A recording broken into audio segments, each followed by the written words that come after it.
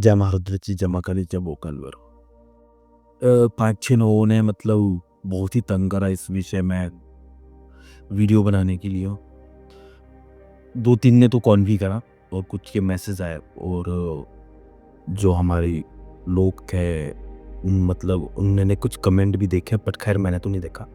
But जो हमारे team में से लोग हैं उन्होंने कमेंट भी देखे थे, ऐसा बोल रहे थे। तो इन्होंने ये पूछा अगर कोई सही में तांत्रिक साधक है उसको गाली गलौज करना चाहिए नहीं करना चाहिए।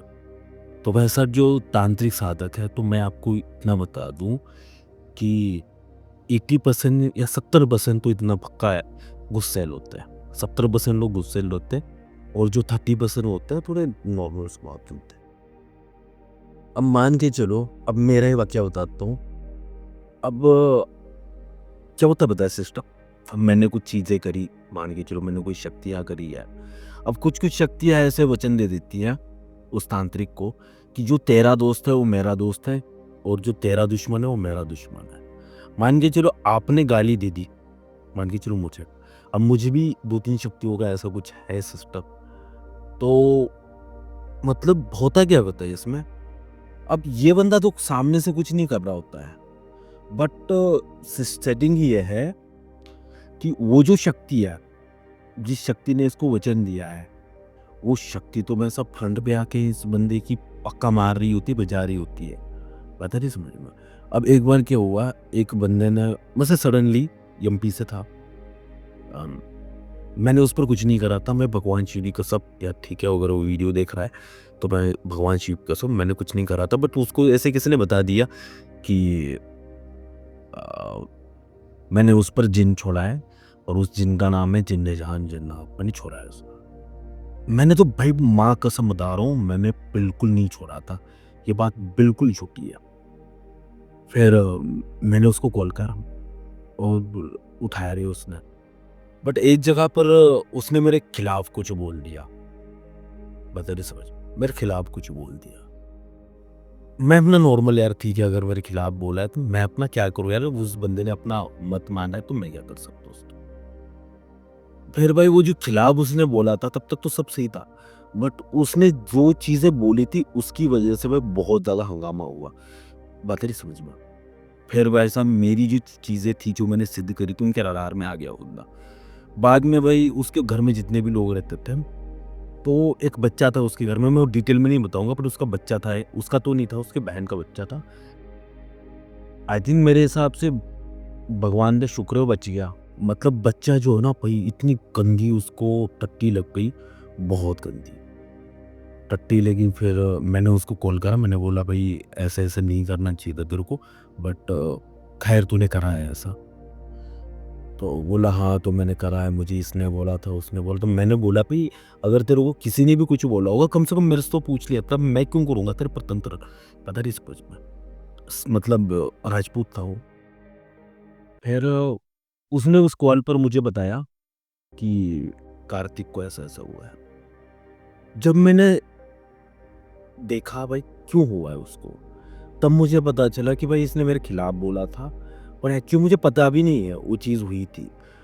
बात नहीं समझ में। फिर मैंने उन शक्तियों को बोला भाई ऐसा मत करो तुम लोग, बात अरे समझ में, तुम लोग ऐसा मत करो। और फिर मैंने उसे छुड़वाया।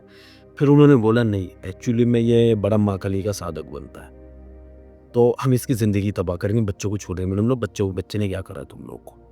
तो फिर भाई साहब उस बंदे की आज भी ज़िंदगी तबाह है, अब आज पेंटर का काम कर रहा है बेटा। मतलब कभी भी भाई साहब अगर कोई सही में तांत्रिक है, सही में कोई साधक है, तो उसके खिलाफ मतलब मान के चलो उसको गाली गलौज तो दूर की बात है। और दूसरी एक और बात है, जो सही में तांत्रिक होता है वो बंदा किसी को धमकाता नहीं है।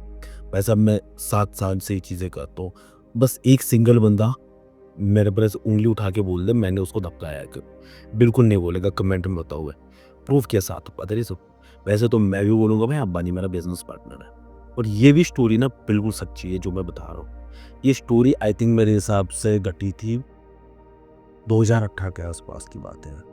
2018 तब मेरे तंत्र पे करियर, मतलब एक्चुअली मैं तंत्र तो पहले से सीख चुका था, सब कुछ मेरे को आता था, बट उस टाइम पर ये सोशल मीडिया या लोगों के काम करना, उस टाइम पर मैंने स्टार्ट करा था। तो उस स्टार्टिंग के दौरान की बात है।